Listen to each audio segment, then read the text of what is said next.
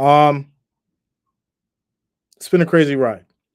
It's been a crazy ride. We're heading into Super Bowl 58 with the Chiefs as well as the 49ers Chiefs, as well, whichever way you want to put it.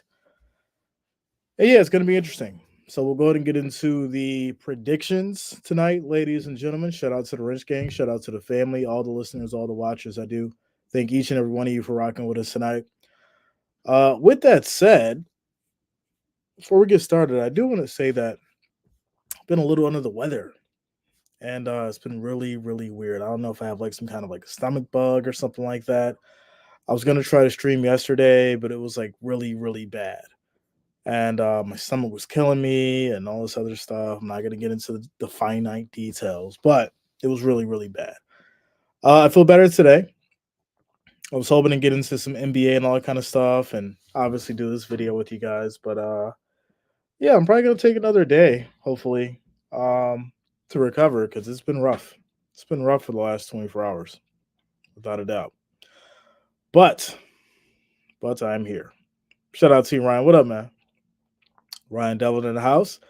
Seminole says when you realize Taylor Swift's favorite color is purple, the NFL knows what they're doing. Oh my goodness.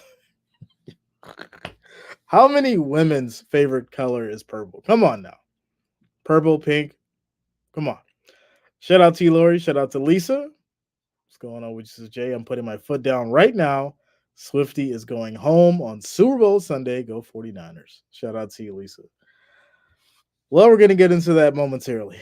We're going to get into this momentarily. It's been something that I've been weighing on for the last well week since the AFC and NFC championships, and as far as who's going to take it moving into this game. Do we have the what people are calling the next GOAT, right? Do we have this amazing game where Patrick Mahomes goes out on that field and we see that Mahomes magic and this team steps up and plays championship football and they add to their trophy case of this dynasty they're creating? Or do we see the young boy who has talent along with a very, very talented and hungry team to go out there and get a Super Bowl for themselves? I think that's where we are. That's the reality of it. And then obviously we will address who I'm going to pick for this Super Bowl momentarily here after we get into the chat real quick. Shout out to Brian says already gave mine. Came true so far. Can't see what happens in the Super Bowl, especially afterwards. Shout out to you, Brian. I much love you. What's going on with you tonight? Chiefs first ever Super Bowl in Las Vegas, Super Bowl champs. And yeah, that's a big thing too, right? People don't realize, first Super Bowl in this stadium in Las Vegas, which if you want to have a Super Bowl anywhere, Las Vegas would be the town to make it interesting for sure. And y'all know I love Vegas. Vegas is definitely one of my favorite second places that I would like to call home sometimes. Definitely get treated well out there. Got some nice people out there, some good friends. Always a good time out there. The atmosphere around this time, especially as far as with the Super Bowl, whenever they have any big major event, boxing, stuff like that, it always brings out the stars and all that kind of stuff. And it brings a ton of money. It brings a ton of money to Vegas. It brings a ton of money to that area. Not that they need any more because they get enough, but it brings a lot more. A lot more. Everything goes up as far as prices for hotels, food, everything there just goes up. And that, always it comes with the territory wherever the Super Bowl is. But with Vegas, it just goes up that much more because of the experience and what you're getting out there. Shout out to you, Brian. Conrad says, let's go Niners, watching from Guyana, South America. What up, Conrad? What's going on with you? Bob says, hello, Chiefs Kingdom and Jay Wrench Gang and the family. Shout out to you, Bob. Much love. Detenzo 8333 a ticket. So yeah, I dropped that that post earlier in regards to the ticket prices. Now they fluctuated They've went down since the 8,000 mark. I think the lowest I seen on Ticketmaster was like 6,700, which it's going to fluctuate because people want to, get rid of the tickets, move the tickets, and then obviously it'll jump back up and all that kind of stuff. But yeah, I mean, you're probably looking at a, very, very lowest at around 5,000 a ticket. But keep in mind, you're not getting 300 seats. You're not getting 200 seats. You're not getting 100 or suite level at all for 5,000. Those are going to be the 400 seats at the very top where you can barely see the players and they look like ants on the field. So for your $5,000 um, at a 400 level seat, I'm not buying it. I'm not doing it. I'm just being real. Even if the Bills are playing, I'm not spending $5,000 for 400 level seats. I'm not doing it. But hey, some people will. Some people love the excitement of being there, and more power to them. So yeah,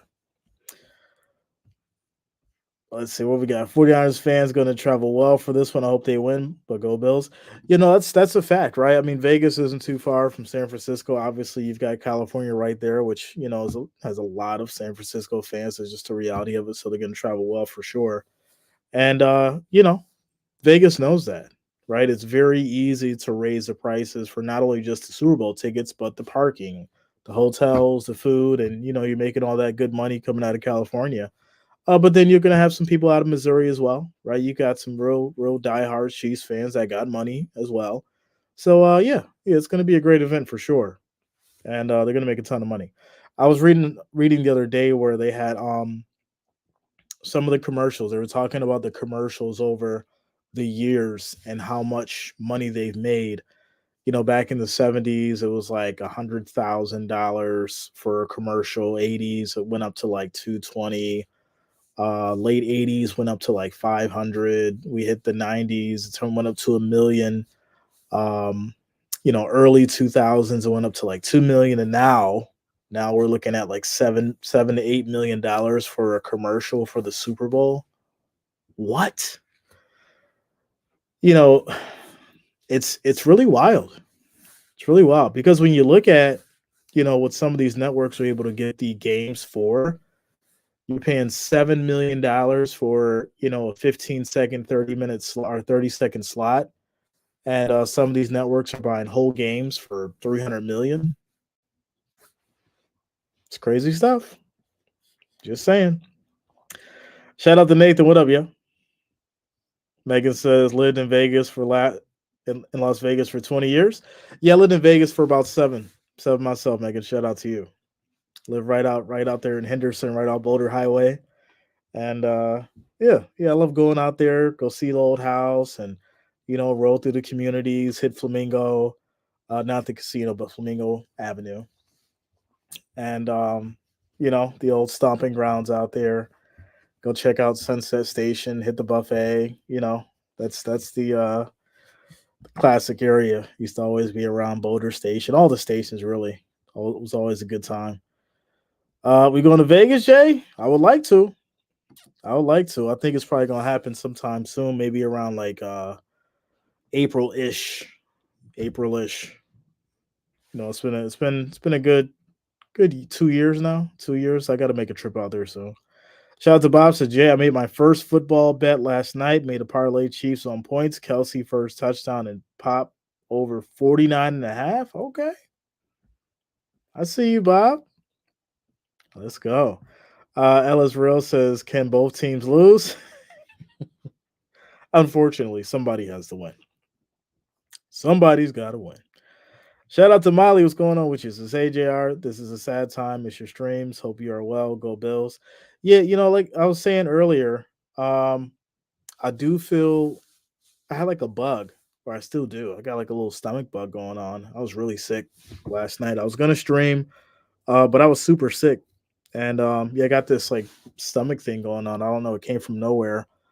And it was really, really bad last night. So, I got the trusty old Gatorade, when this comes out, you're trying to fix a problem, and some ginger ale, and, for the most part, just fighting through it. But other than that, I'm good. Other than that, I'm good. I should be okay within the next, 48 hours for sure. Shout out to you, Michelle. Would love to win, but can Brock handle Mahomes? I think Patrick's got this again, but I'm going to bet cash on Brock. Let's go. All right, ladies and gentlemen. Enough of me bickering about random stuff in life, and got to give you guys what you are here for. And you are here for this predictions. All right, let's get into these 49ers and Kansas City. All right, as far as the odds, it's a 2 point spread. So plus two for the Chiefs, minus two for the 49ers. So the 49ers are favored by two. Over under is 47 and a half.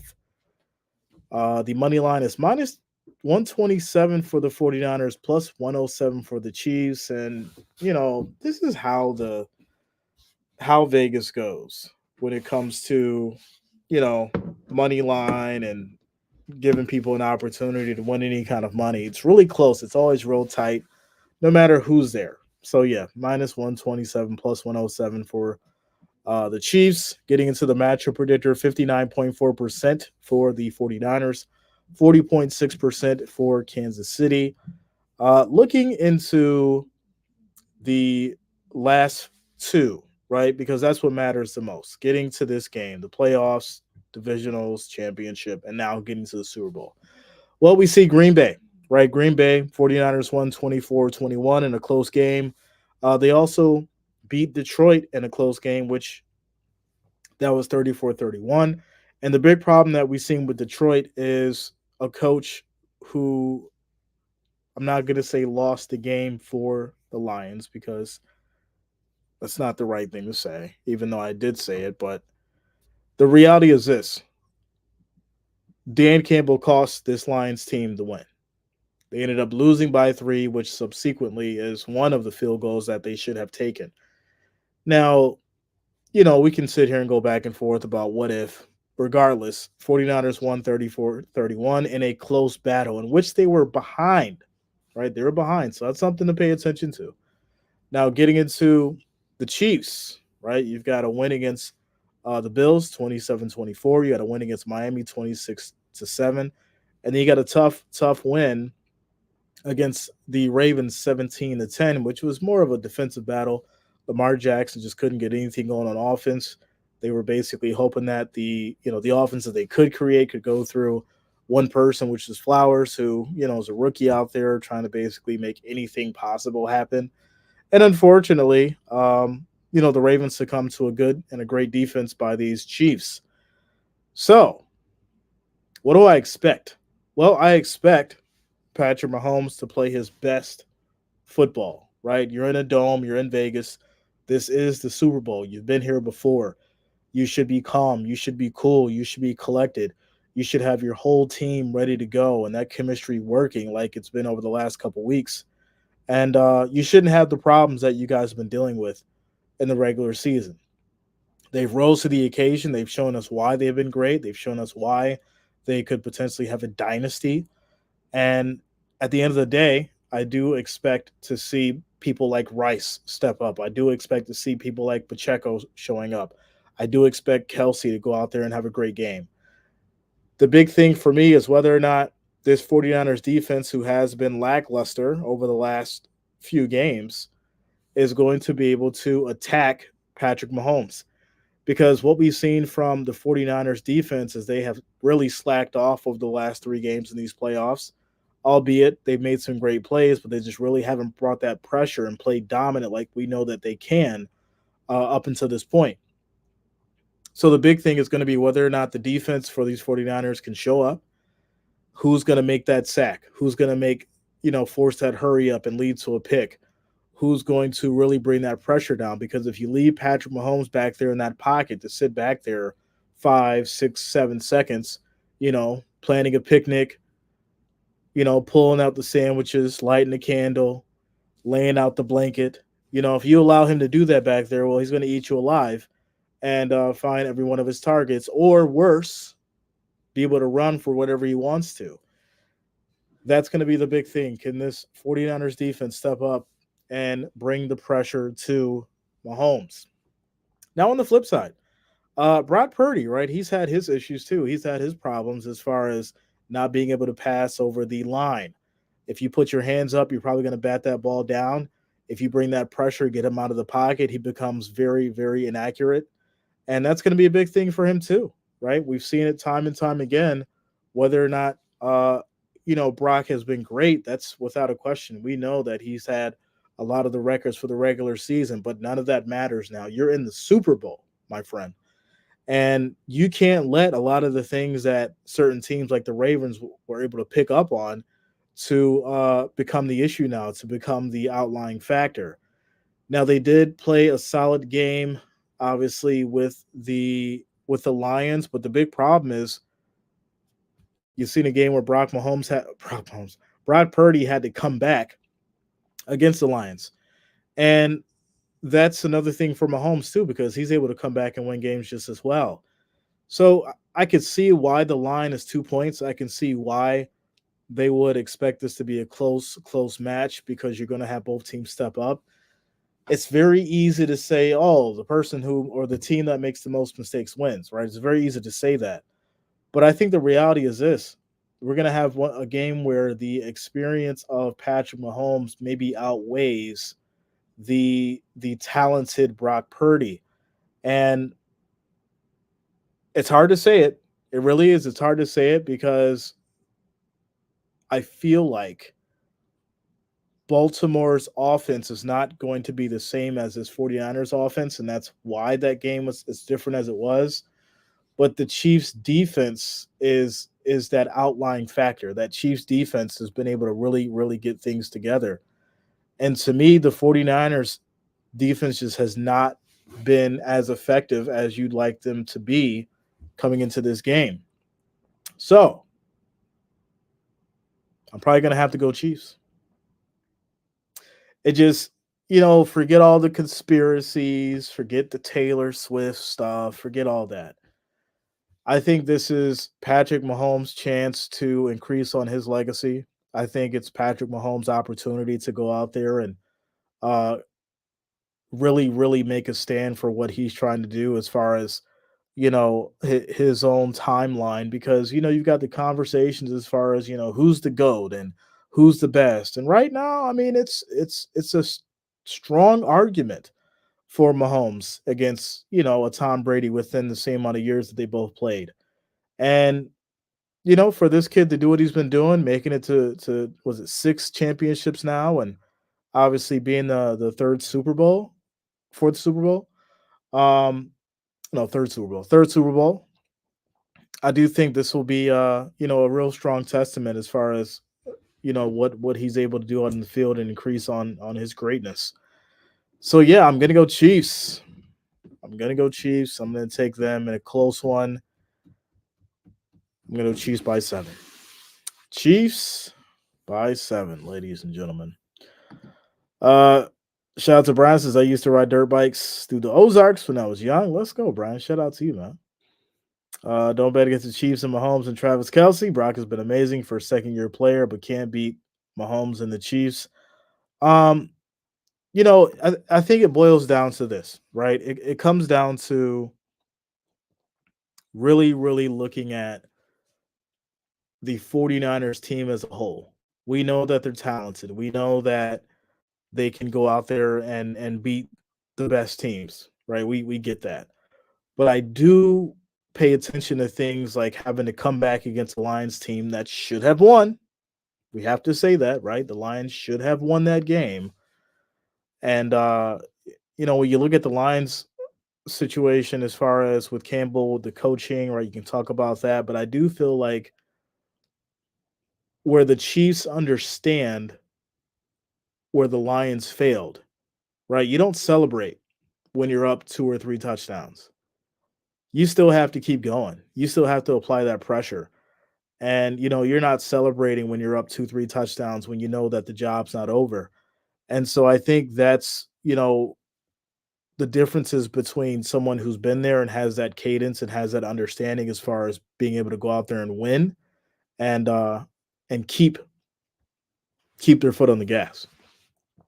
Shout out to Bob. Let's go, Bob.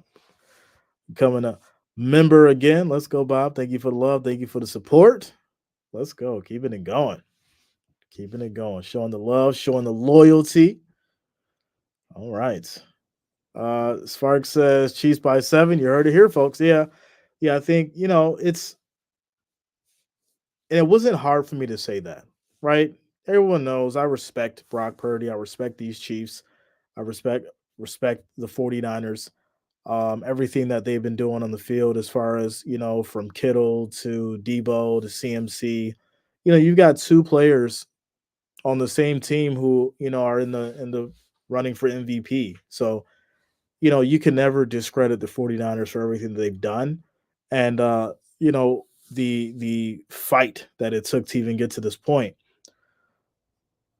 But the real thing is you're looking at a team who may not have as much talent.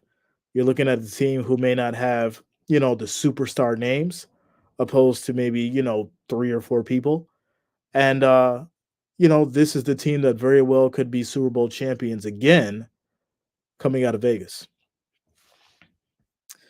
Molly says, "Do I think the Chiefs will win?" Yes, I do. Shout out to you, Molly. The team that scores first wins the Super Bowl 62.5% of the time. That's a good stat. That's a good stat, Puck. Um, is there a more like, can you dig more into it? Is it like field goals, or is it like this? Is it like a touchdown first? Let me know which one it is. Quick shout out to Bob coming through with the $20 super chat. Let's go, Bob. Thank you for the love. Thank you for the support. Thank you for the $20 donation. Says, let's go Chiefs and Mahomes and Travis Kelsey and the defense. Yeah, I think we kind of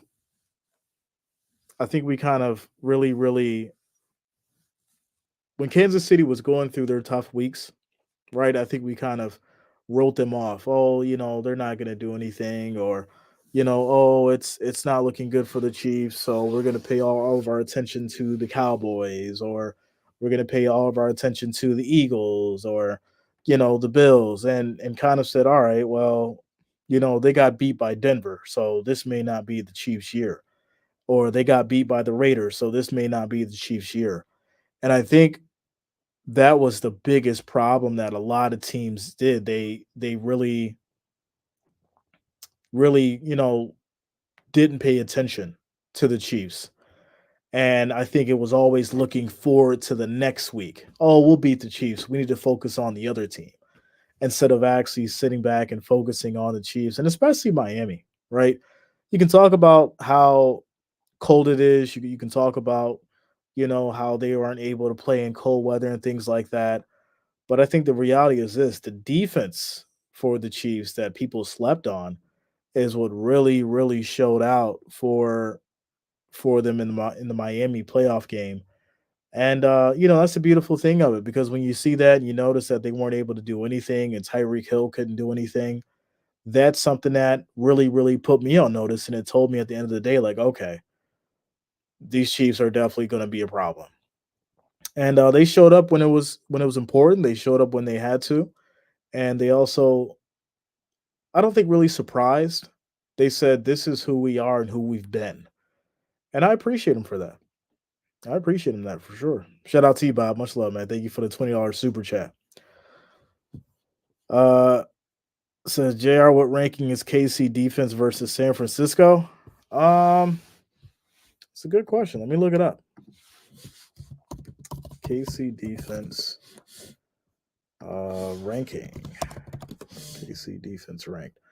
It says, I don't know when this was updated or how or when, but it says that they were second. And this is team pass and rush stats. It says that they're second, right below the Browns, who are number one. And we knew that the Browns were number one for, all the way through. They had one of the strongest defenses of the league, hands down. And that's why they were able to have, the great run that they did for the regular season. And then the 49ers are number 8. They're number 8 here. This is from Fox. So, there's all different kinds, but I just use that one there. Um, so yeah, the Chiefs having probably the great defense that they do, and then you have Mahomes who's able to go out there and extend plays. You've got Kelsey who can catch the ball almost better than anybody, and fight for that extra couple yards, or make a nice move and get wide open for a nice gain. That's the kind of stuff that the 49ers are going to have to play through. That's the kind of stuff that they're going to have to actually try to really, really dig down, and don't cause a double where someone's going to be left open, or don't cause a situation to where you're leaving Patrick Mahomes able to run for 15 yards because everybody's guarded so well. And there's going to be a lot that Kyle Shanahan has to figure out in this team, offensively and defensively. Shout out to you, Angela. And at the end of the day, when you game plan like this, especially for a game of this magnitude, you put yourself in a situation because you have to figure out who's going to be the most important targets in this game, who's going to be the most utilized, who's going to be that true star that steps up, and how are we going to get to Mahomes? It is a lot. It is a lot to figure out. It's a lot to adjust to, and it's going to be interesting for sure. With that said, ladies and gentlemen, Brian Allen coming through showing the love. Let's go. Shout out to you, Brian Allen. Thank you for the $200 super chat, ladies and gentlemen. Brian Allen showing the love on a Friday night. Let's go. Says Go Bills Mafia Jay. Thank you for all you do. Much love. Thank you, Brian Allen. Listen, I wouldn't be here if it wasn't for you guys. That is 100% a fact. I would not be here. This is our fourth Super Bowl. And like I always tell you guys, we have literally one of the best communities. Um you guys give me the motivation. You guys give me the ambition to, get in front of this camera, hop on this mic, and stream all these games. And that's another reason why once we get into the basketball and the baseball and stuff, people have said, "Hey, start doing soccer." All right, cool. You guys want me to do soccer? I'm gonna do soccer now. And that's the motivating factor for me. You guys being the great community that you are. So shout out to you, Brian. Thank you for the love. Thank you for the support, and thank all of you. Thank all of you. Um, it's definitely been a humbling experience. Like I said, we're in our fourth real season, and we've had our ups and downs, and we've had some crazy, crazy moments. Me myself, I've been working on different things, like how I handle trolls, and how I deal with certain situations. And I think I became more refined. I think um I became more, easier as far as, how I don't let things stress me out and all that kind of stuff. Because I'll give you a quick story. Way back in the day, I say it like it was so long ago. Uh, Way back in the day, I I used to really let things get to me. Like the trolls would hop in. And this is when there'd only be like 5 people watching, 10 people watching, and someone would say like some crazy shit. And I would just be like so mad and so like, oh man, like why are they saying that? And like, as the months went on and the numbers started to grow, it created, it's like, okay, all right, I get that there's, some amazing people on here, and then there's, the trolls. And we've been able to, like I said, get to over almost 71,000, 71,000 subscribers, and it's been nothing short of amazing to stream sports with you guys and really turn this into to a true fellowship of sports, without a doubt. Shout out to you, Brian Allen. Thank you for the two hundo coming through, showing the love, showing the love. Angela says, "Who got $5 of my bowl tickets?" You're gonna need more than that for them bowl tickets. Lath says, "If you got 500 and you bet on this game, who you bet on?" You know,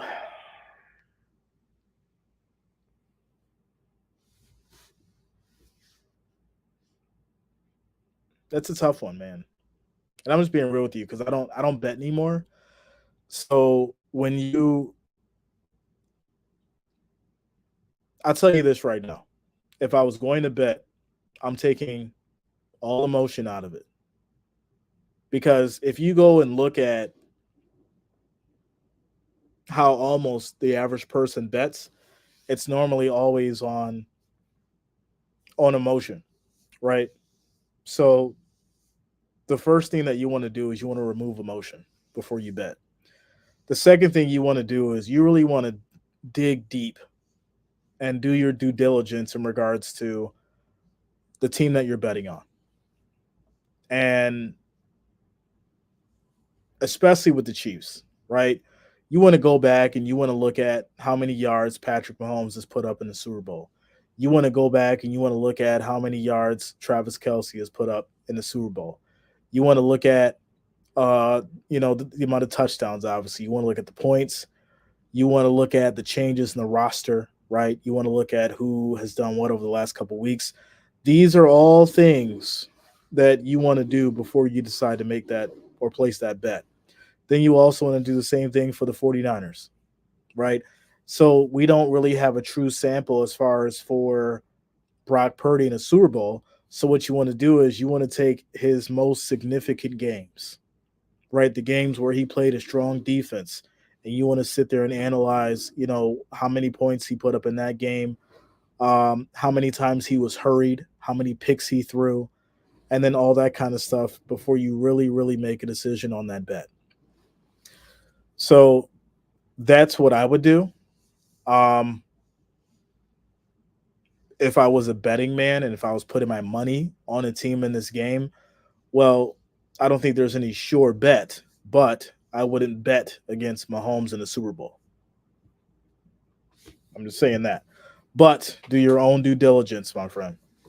Do your own due diligence. Make sure you guys hit that like, that thumbs up. I do appreciate the love and support, ladies and gentlemen. If you're new to the channel, make sure you do subscribe as well. Click that bell, turn on your notifications so you don't miss a stream. Shout out 5 times says, tell the story. I love story time with Jay. Yeah, it's Friday night. We chilling. We chilling. Shout out to you, Carter. What up, yo? Michelle says, you ready for an NFL charity golf event? Brady needs to invite you. I'm down with it. I'm down with it. I would do it. I would definitely do it for sure.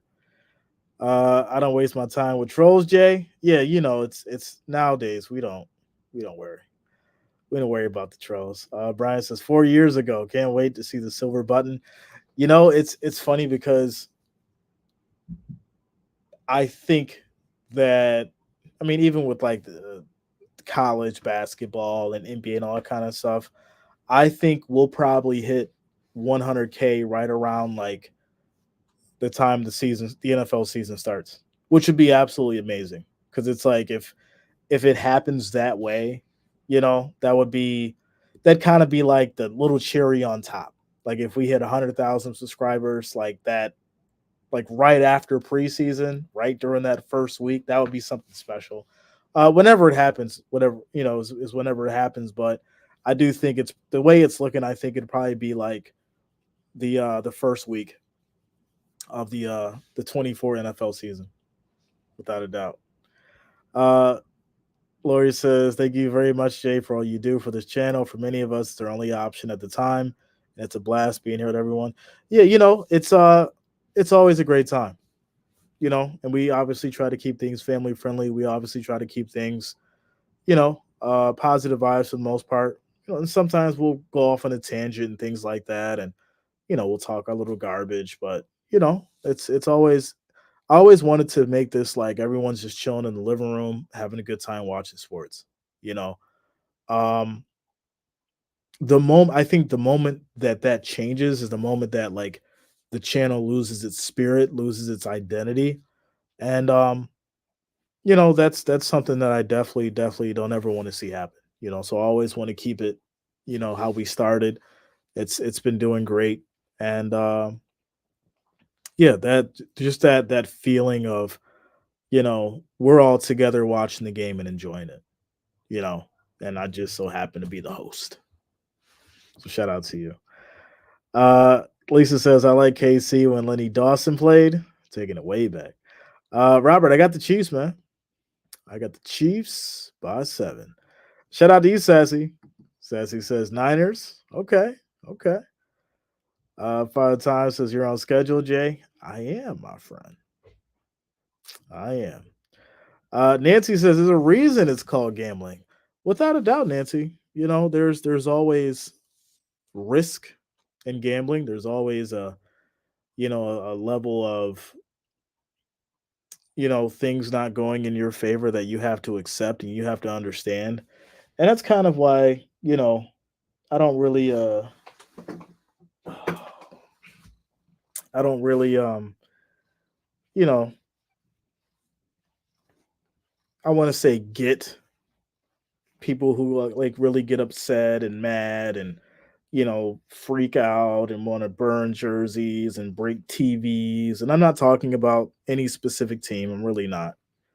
But when there's money involved, people let their emotions get involved and all that kind of stuff, and they really start to, you know, let it get to them. And I always tell you guys, never bet the house, and don't put yourself in a situation to where you can't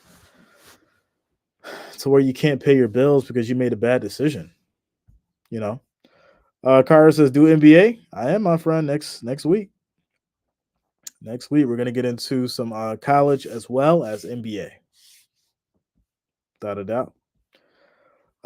Conrad says that KC defense only allowing LeBron Lamar Jackson 10 points is huge.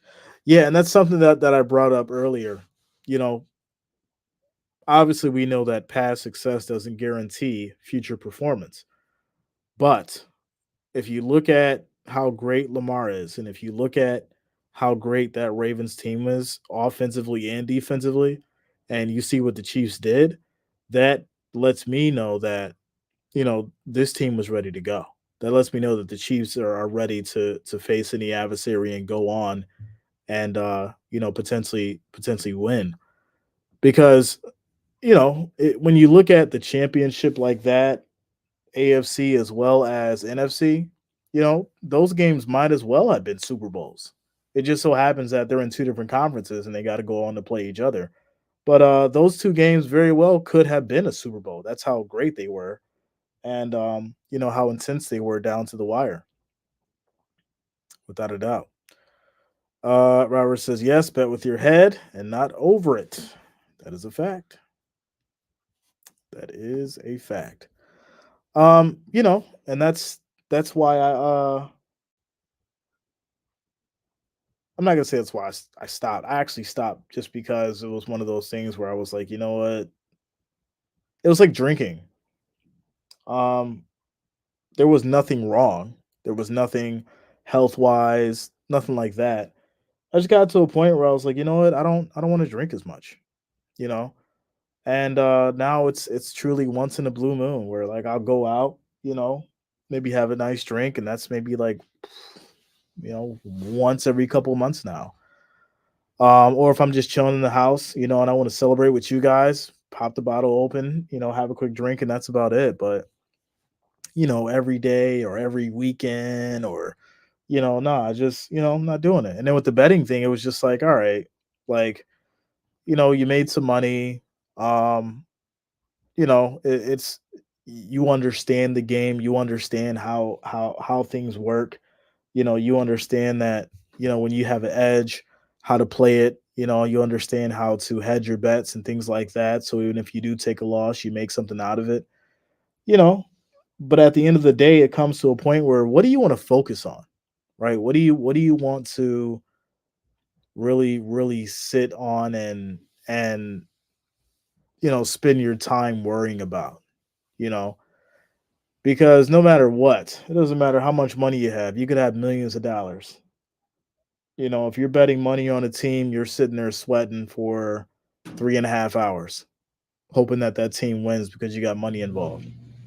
So, there's a lot that goes into it. There's a lot that uh, comes from me personally saying, you know what, I don't want to do it anymore. And that really boils down to me becoming unbiased. Because when you bet money on a team, you almost have to become biased. That's just the reality of it. People don't like to go there sometimes, but when you bet money on a team and you're in this specific realm of business, whether it's, streaming, whether it's, you know, uh just doing predictions. Whenever you bet money, you have to be biased. It's just the reality of it.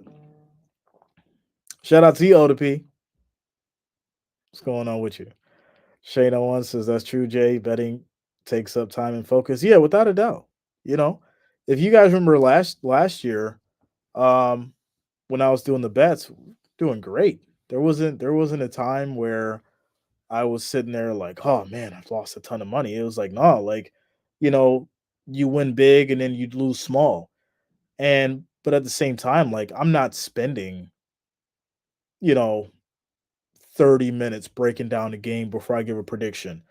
When I'm betting money, I'm spending like an hour. I'm spending 2 hours really, really looking at yards after catch, looking at who fumbled, looking at how many picks this person's thrown, looking at, you know, how the injury affected their hand going into this next game. Like I'm looking at all that kind of stuff when you got money involved. And that takes it to the next level as far as, you know, where if you want to be in that business, then you need to focus specifically just on that side of things. And, that's not what I wanted to do anymore. Brian says it's called growing up. Just say it, Jay. Um, well, it's yeah, yeah, it is a part of growing up for me. I got to say for me because I don't want anybody to feel like, oh, Jay's talking shit and saying that, I'm not grown because I'm out here gambling. No, like there's a point of growth that we all have to do for ourselves. And it was just a point of reference for me personally, that I had to grow and be above, without a doubt. Father Time says if you sick, bet you're biased. Mass Maniac says I'm betting 15 against Mahomes. I like to live dangerously.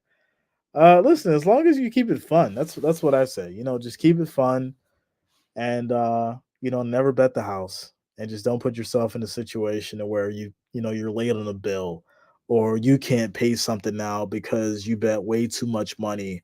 Or, here's my favorite one. The people who chase, those are the worst.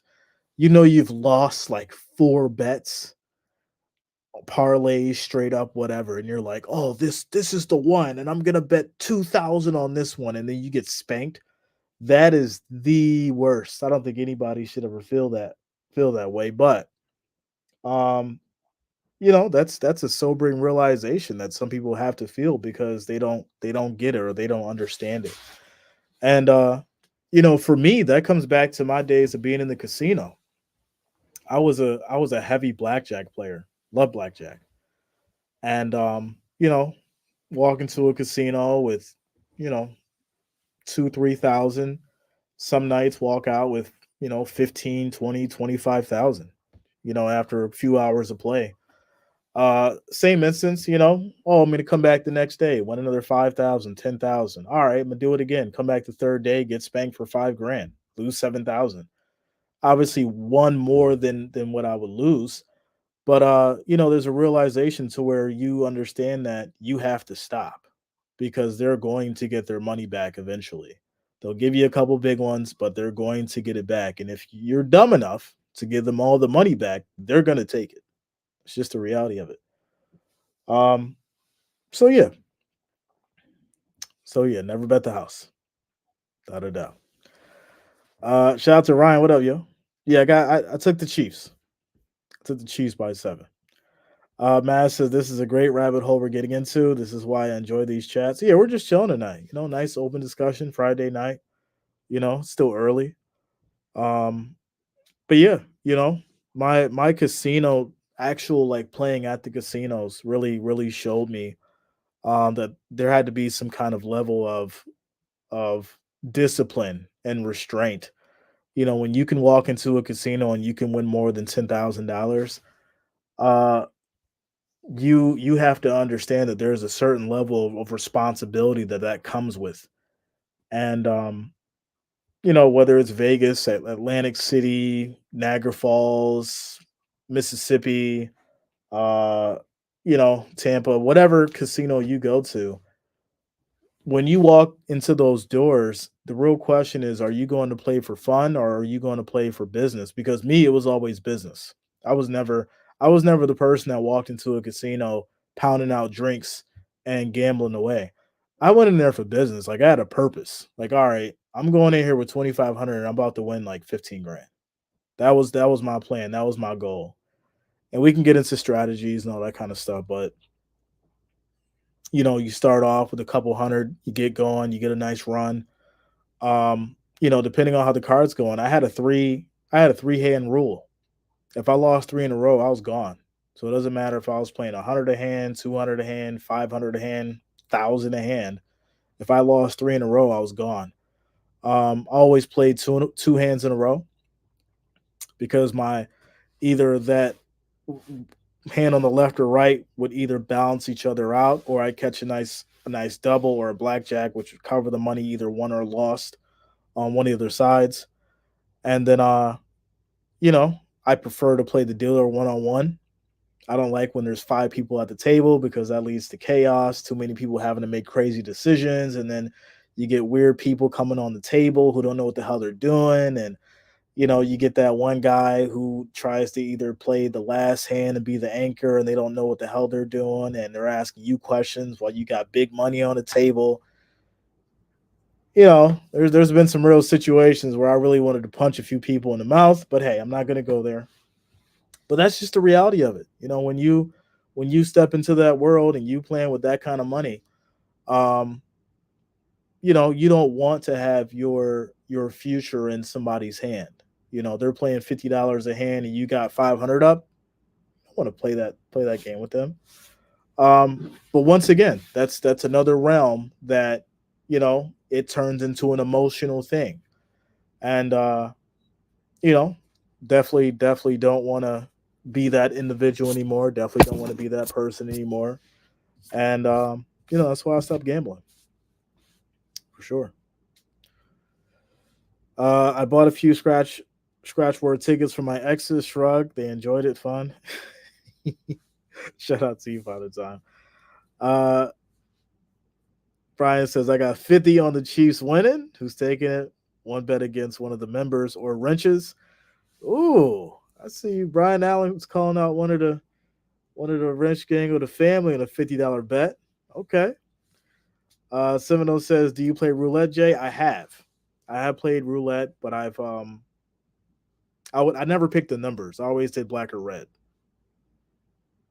Like I know it's cool, you can win a ton of money by spreading it out, but I was like the person like, all right, let me put 500 on black. Let me put 300 on red, and roll it like that. Uh, Greenwood, Bosa, Chase, and Warner will be the difference makers in this game. I will not be surprised if Chris Jones is a great game as well. Shout out to you, Jonas. Yeah, man, without a doubt. We talked about the defenses on both sides, and I do think that with the talent that the 49ers have, the reality is this: they haven't been up to par. They haven't been up to par, and the teams that they faced have really shot themselves in the foot, opposed to them going out there and be dominant and winning. And I think that's the big difference as far as with this Chiefs defense. You've got an actual Super Bowl champion defense opposed to teams that want to be champions for sure. Says if Kadarius Tony plays, then the Niners win. I don't think he's playing. I don't think he's playing, yo. Robert says, walk up to that roulette and put it all on black and call it a night. That's me, bro. That's just what it is. Like I don't, you know, I was never one of those people that would sit there all night and be like, oh yeah, I'm gonna be here for 6-7 hours and win $200. No, like I'm trying to get my goal and get the hell out of there. Like I don't want to be in the casino more than like 2 hours, three at the max, because I understand how things work in the casino. The longer you're there, the better opportunity for the casino to make their money back, right? For instance, I'll give you a quick story because I know it's starting to get a little late, but I'll give you a quick story. So I was in Caesars. This is the first time I ever played poker. Like I played video poker, I played poker online, but this is the first time I played poker around a table full of people. So, you know how they say you sit on table, you get that, that beginner's luck. So I had the beginner's luck and I was killing them. I was up maybe like $4,000. First time I played poker around people. I was there for maybe like 5 hours. I'm getting tired. I've been drinking. My girl's getting tired. And I'm like, all right, you know, cool. I won. Da da da da. Now this is where I should have left. But like I said, I was young. I was stupid. I was drinking. I was like, all right, I'm gonna take this. I think it was like 4,500 or something like that. But I'm gonna take the 4,500 and I'm gonna go put it on black.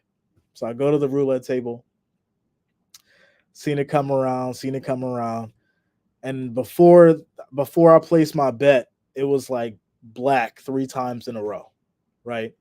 So I'm like, all right, I think it's gonna hit again. I'm gonna go black 40. It's like 40 or 4,500. Spin around, spin around, spin around. Rolls red. So I lose 4,500. All the money that it took or the time it took 4 hours to get all this money, and end up losing on roulette on red. And that was my roulette experience. But that was also my experience to let me know my time limit in the casino and when I needed to get the hell on. And from that moment, I always knew I had this specific amount of time. And when I got to this level of money and when things started to not make sense, it was time to go. It was time to go. We learn through experience, my friend. We learn through experience.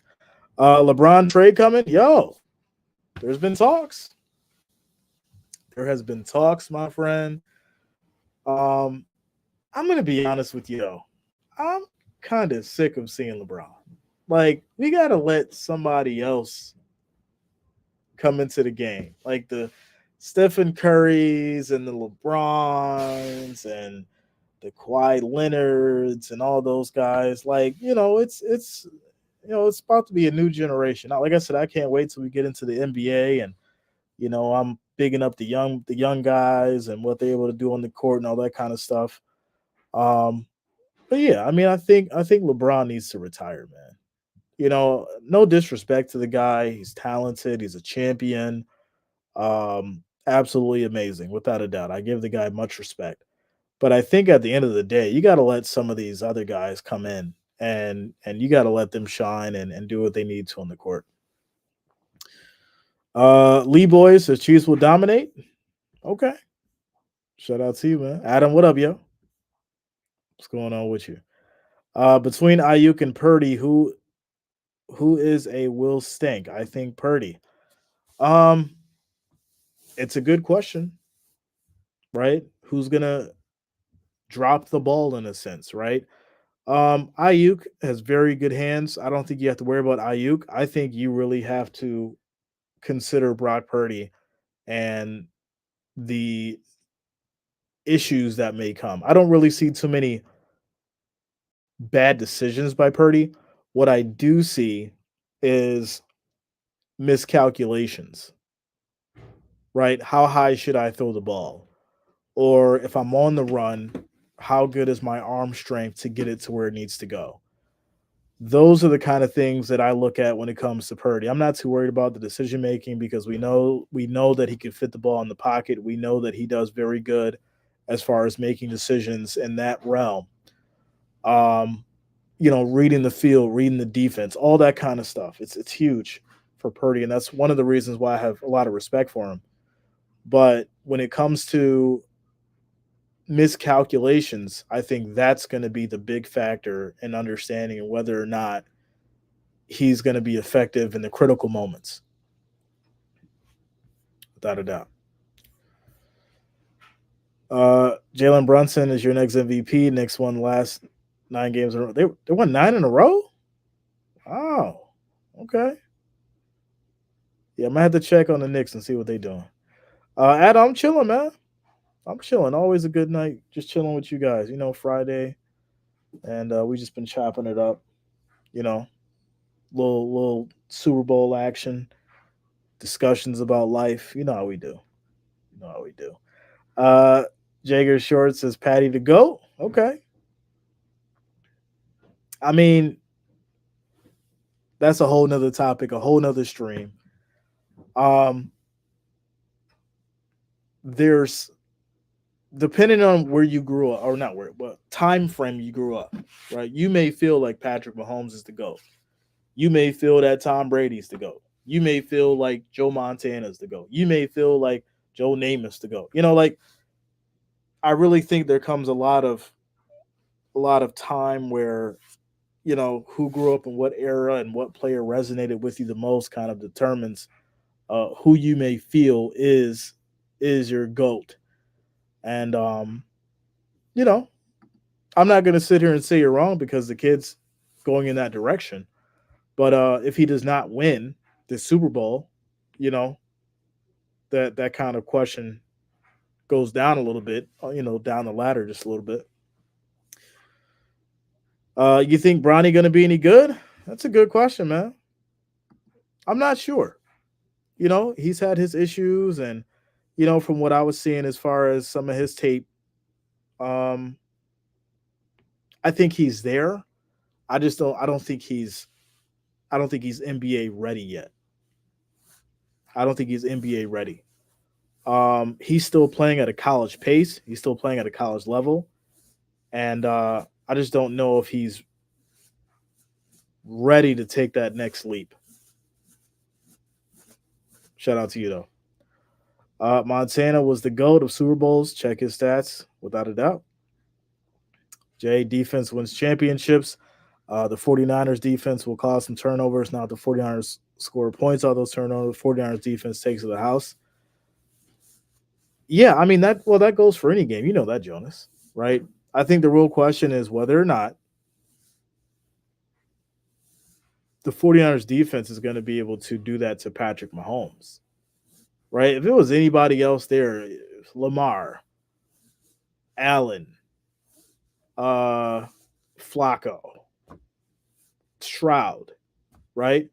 If it was anybody else there, it's really easy to have that conversation. But we've seen Patrick Mahomes maneuver through some of the best defenses.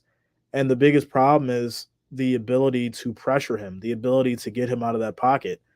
And unfortunately, if you don't do it, he's going to make a play out of it. We've seen it time and time again. And just when you think that somebody's got a hand on him, he shifts up, shifts to the right, makes a quick play or runs for 10, 15 yards. That's going to be a big problem for the 49ers, just like how it's a big problem for everybody else. If they can figure it out, that will be the X factor, without a doubt. How many Super Bowls do you think Patty and Purdy will win? That's a good one, man. I'm not sure. I'm really not. I mean, at the end of the day, Mahomes, he could win. I mean, with this current team, I do think there's gonna he's gonna have to bring on some new talent. He's gonna have to get some wide receivers, some more people to throw to. Um, I think realistically, I mean, I could probably see him winning. Maybe two more, depending on how things go. But that's it's really hard to look into the future like that. Um, and then also as far as with Purdy, I'm not sure. I'm really not sure. There was a lot of times where I didn't think Purdy was going to survive, and he did. But he has to win one before we could even have that conversation as far as how many. Right? He's got to get one under his belt before we're having that conversation. Tyson says, just saw your thumbnail. Do you think the game is going to become a sport only enjoyable for the elites? Um, that's a good question. And I'm assuming you're talking about the Super Bowl ticket prices. Uh, no, because when you look at the word elite, right? The word elite, I mean, you're basically talking about the top 1%, right? That's just the reality of it. The top 1%, they're normally in the suites. They're normally, spending that extra money for that elite experience.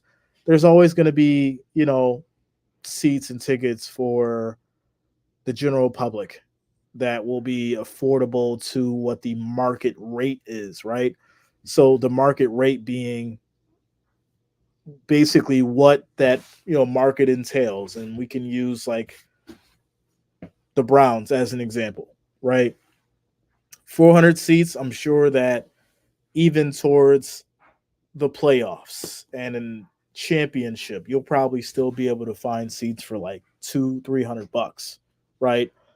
Um, it really just all depends, though. It really all depends on the market. It really all depends on the team, all that kind of stuff. If people are willing to sell their season tickets and all that, there's a lot. There's a lot that goes into it. But I think at the end of the day, um, they found a way to keep it for the masses because they understand who their core audience is. They know that their core audience doesn't have thousands of dollars to spend on tickets. So, they're going to try to keep it in the sense of at a responsible level money wise. You know, I could be wrong. 10, 15 years from now, 400 seats could be $500-$600. Who the hell knows? But just from what I've noticed over the years, tickets do get high for certain games and certain matchups and then cheaper for others. But I think it's always going to be respectable in terms of what the market rate and what people are willing to pay. That's the bottom line. No matter what the NFL perceives as far as what they want to charge, it's always going to boil down to what people are willing to pay. If people are willing to only pay $50, then that's exactly what those tickets are going to go for. If people are willing to pay $2,000 to sit in the 100 section, that's exactly what those tickets are going to go for. And they're not going to sacrifice having empty seats by you know by being greedy, for sure. uh Says 250-yard line seats are 12,000 for each in airfare, hotel plus your food, closing on 30,000. Yeah, that's the huge thing about Super Bowl right now, right? If you get to tickets, hotel, food, you didn't even bring up the non-essentials, right? You may want to go get a couple drinks. I don't even consider drinks and food because food is food. You could be walking down the strip and you know, stop at Caesars right outside and get a couple drinks. You can go to Fat Tuesday, get a couple drinks. If you walk down the strip, there's about 30 different places that you can go get drinks at just on the walk. So at the end of the day, you're not even accounting for that. Then obviously transportation, right? You're probably not going to want to drive, so you'll probably either take uh, a taxi or you'll take an Uber. That's more money. It gets very expensive, especially right now during the Super Bowl for sure, without a doubt. Swifty is going to affect the election. Shout out to you, Tactical. What up, yo? What's going on with you? Um, all right, we can get into this for a little bit. So there's a lot of people. Let me get a drink real quick. Hold on. Let me get a drink real. Let me get a little drink real quick.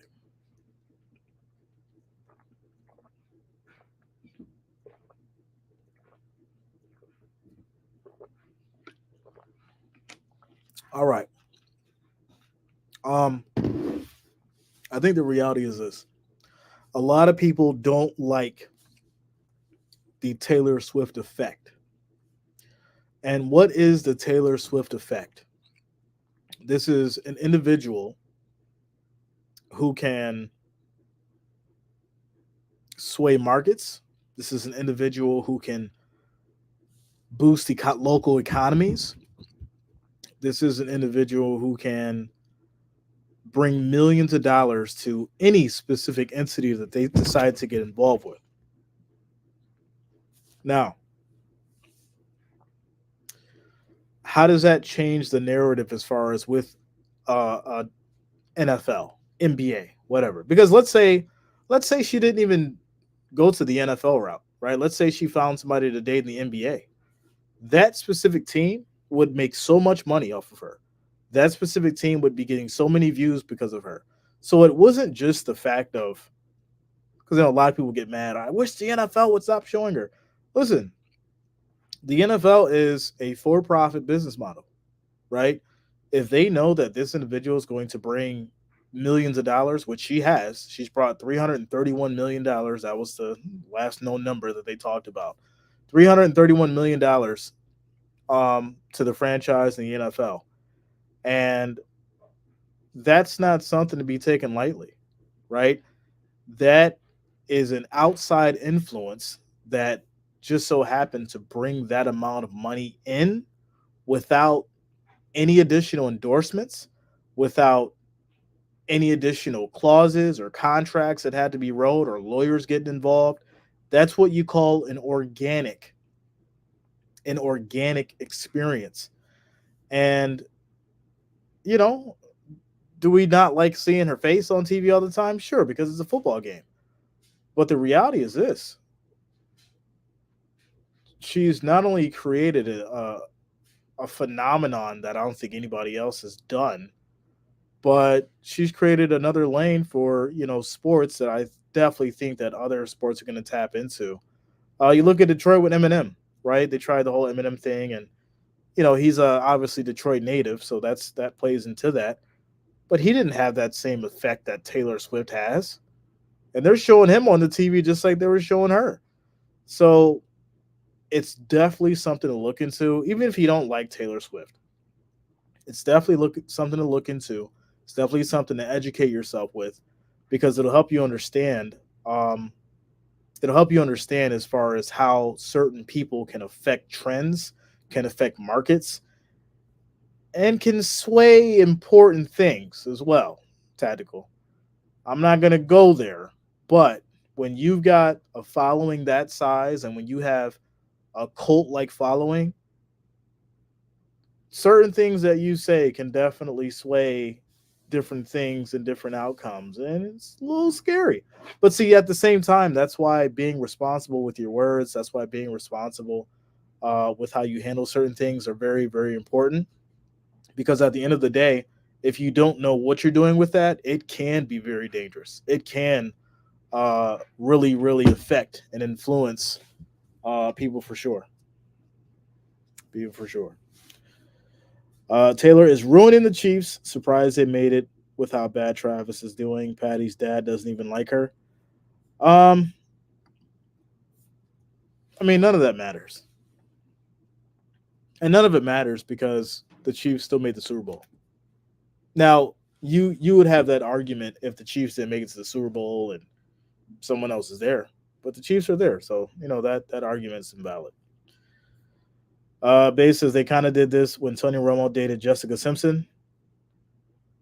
Yeah, but Jessica Simpson had nowhere near the kind of pull that Taylor Swift has. Like Jessica Simpson, like she was popular in her era, but she did not bring in the dollars that this girl can.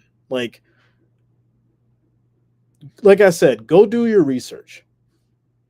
She'll have a concert in a town, and that town's local economy will change in an instant. Millions of dollars will flow through this town.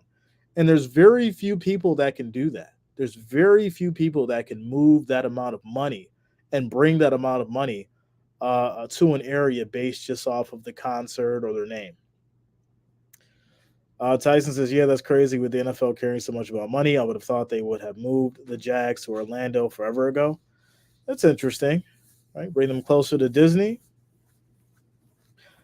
Well, that's a whole other story because, a lot of people are trying to distance themselves from Disney because of multiple different factors for sure. But says Travis broke Jerry Rice all-time catches in playoffs in 8 less games. Let's go. He's been doing good. He's been doing good. The Rock could possibly, or Stone Cold Steve Austin, raise prices like that. Listen, this is why I keep telling you guys: do some research. Go look at it.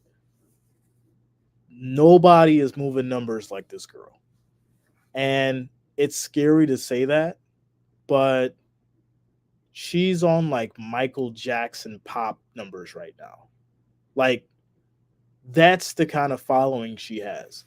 We haven't seen that for years.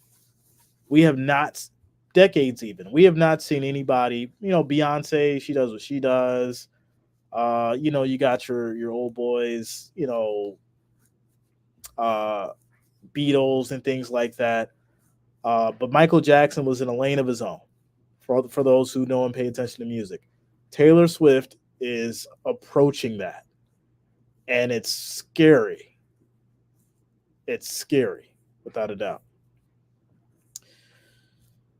Watch football for the game. Not all about this one celebrity. Money is king. It's just the reality of it, man. Just the reality of it. Halftime lineup. I seen Reba McEntire for the national anthem. Usher's doing the main halftime show. I don't know who else, but those were the two that I remember. Vaughn says, "Follow the money." Third nugget, the better scoring offense in the regular season is 7-12-1 against the spread in the last 20 games. Interesting. 7-20-1. I'm going to have to check that out. All right. Well, ladies and gentlemen, it is always a pleasure. Make sure you guys enjoy your Friday night. I do love each and every one of you. Much love to the Wrench Gang. Much love to the family. All the listeners, all the watchers. We'll try to get some NBA going tomorrow night. NBA or some college, hopefully, just to get back into it before we get to the Super Bowl. We'll cover some college NBA next week as well, but I definitely want to try to get into some NBA tomorrow night, depending on how I feel. Hopefully my stomach is back normal. It's been a real fight for the last 24 hours, but should be okay. Ladies and gentlemen, have yourself a great evening, and I will see you all on the next one. Peace out.